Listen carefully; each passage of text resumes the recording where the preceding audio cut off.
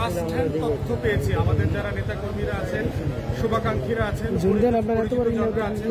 তারা আমাদেরকে ছবি পাঠিয়েছেন, ভিডিও পাঠিয়েছেন, ইনফরমেশন পাঠিয়েছেন, কেন্দ্রের নাম পাঠিয়েছেন।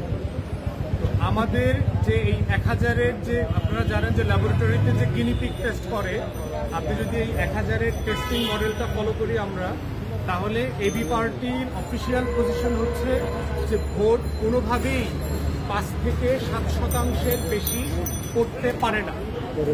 আপনারা জানেন যে বাংলাদেশে প্রত্যেকটা পোলিং যে বুথ আছে, এই ভোটের মার্জিন হচ্ছে আপনার 400 থেকে 500।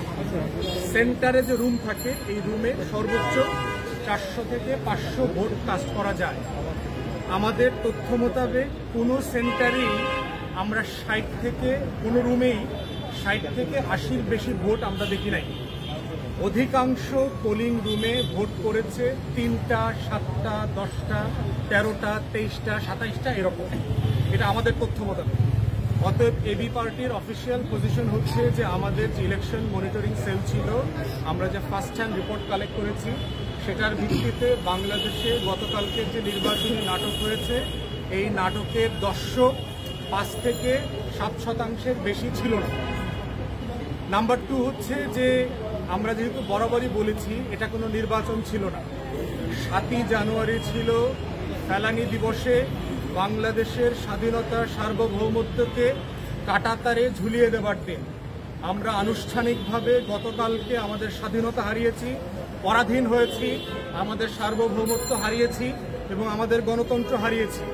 যে লড়াইটা বাংলাদেশে দুঃখজনকভাবে হলো সত্য, আওয়ামী লীগের নেতৃত্বে 1965 থেকে 70-এ হয়েছে, ঠিক একই লড়াইয়ের পজিশনে আজকে আওয়ামী লীগ দখলদারের ভূমিকা এসছে, পাকিস্তানি হানাদারদের ভূমিকা এসেছে এবং 71-এর রাজাকার আলবদরের ভূমিকায় আজকে আওয়ামী লীগ অবতীর্ণ হয়েছে। অতএব আমরা একটা পরাধীন রাষ্ট্রে পরিণত হয়েছি, আমাদের স্বাধীনতা সার্বভৌমত্ব হারিয়েছি, আমাদের গণতন্ত্র হারিয়েছি। অতএব এখন থেকে এবি পার্টির পক্ষ থেকে আমাদের যে কর্মসূচি এবং লড়াই, সেটা হচ্ছে 70 সালের লড়াই। শেখ মুজিব যে লড়াইয়ে নেতৃত্ব দিয়েছে, এই লড়াইটাই হচ্ছে বাংলাদেশে আজকের লড়াই। আমাদের স্বাধীনতা পুনরুদ্ধারের লড়াই, সার্বভৌমত্ব পুনরুদ্ধারের লড়াই, গণতন্ত্র, ভোটের এবং ভাতের অধিকার পুনরুদ্ধারের লড়াই। 6 দফা কর্মসূচিতে 66-তে যে লড়াইয়ের কথা বলা ছিল, আজকের বাংলাদেশে প্রত্যেকটা লড়াই হচ্ছে সেই 60-এর দশকের লড়াই, নতুন মুক্তির লড়াই, যুদ্ধের লড়াই। মাথায় রাখবেন, 71 সালে একটা মুক্তিযুদ্ধের কথা বলা হয়। 71 সালে যুদ্ধ হয়েছে কিন্তু মুক্তি হয় নাই। মুক্তি না হওয়ার কারণে যেটা হয়েছে, বাকশালের প্রথম আমলে আমরা স্বাধীনতা হারিয়েছি, সার্বভৌমত্ব হারিয়েছিলাম, ভোটের অধিকার হারিয়েছিলাম। আওয়ামী লীগ এমন একটা অভিশপ্ত দল যে 75 সালে সে তাকে নিজেকে বিলুপ্ত করে দিয়েছে। এইরকম একটা অভিশপ্ত দলের নাম হচ্ছে আওয়ামী লীগ। এবং আওয়ামী লীগ অফিসিয়ালি বাকশাল কায়েম করে ফেলেছে, শুধুমাত্র উচ্চারণ করা ছাড়া। এবং আওয়ামী লীগের হাতে এখন নতুন বই আসছে, তারা বই দেখবেন, কদিন পরে পাবলিশ করবে, যে দ্বিতীয় বিপ্লবের রূপরেখা। এই বই লেখা হয়ে গেছে, পাবলিশ করা বাকি। অতএব বাংলাদেশের জনগণকে আপনাদের মাধ্যমে আমরা যে মেসেজ দিতে হয়, সেটা হচ্ছে আপনারা একটা পরাধীন জনগোষ্ঠী, আপনারা স্বাধীনতা এবং সার্বভৌমত্ব হারিয়েছেন। ফেলানির লাশের মতো কাঁটাতারে বাংলাদেশের গণতন্ত্র গতকালকে ঝুলে গেছে। অতএব আগামী দিনের লড়াই হচ্ছে মুক্তির লড়াই, স্বাধীনতার লড়াই। এটা কোনো দলের লড়াই না, বিএনপির লড়াই না, অথবা এবি পার্টির লড়াই না। এই লড়াইটা আমাদের মুক্তিকামী মানুষের লড়াই। আপনাদেরকে সিদ্ধান্ত নিতে হবে, আপনারা কি এই দেশে পরাধীন হয়ে বেঁচে থাকবেন, না স্বাধীনভাবে নাগরিক হয়ে বাঁচবেন? এই লড়াই অংশগ্রহণ করবেন। যদি মনে করে থাকেন ফেসবুকে সোফায় বসে 2টা লাইক দিয়ে আর 1-2টা মিছিলের ছবি, ভিডিও শেয়ার করে আপনারা এই মুক্তির লড়াই অংশগ্রহণ করবেন, বোকার স্বর্গে বাস করছেন। পৃথিবীর মুক্তিকামী মানুষের লড়াইয়ের ইতিহাস পড়েন। ফিলিস্তিনে দেখেন, 70 বছর ধরে তারা লড়াই করছে। স্বাধীনতার লড়াই লম্বা লড়াই, এবং আপনার এই লড়াই কোনো বিদেশি শক্তি এসে করে দিয়ে যাবে না।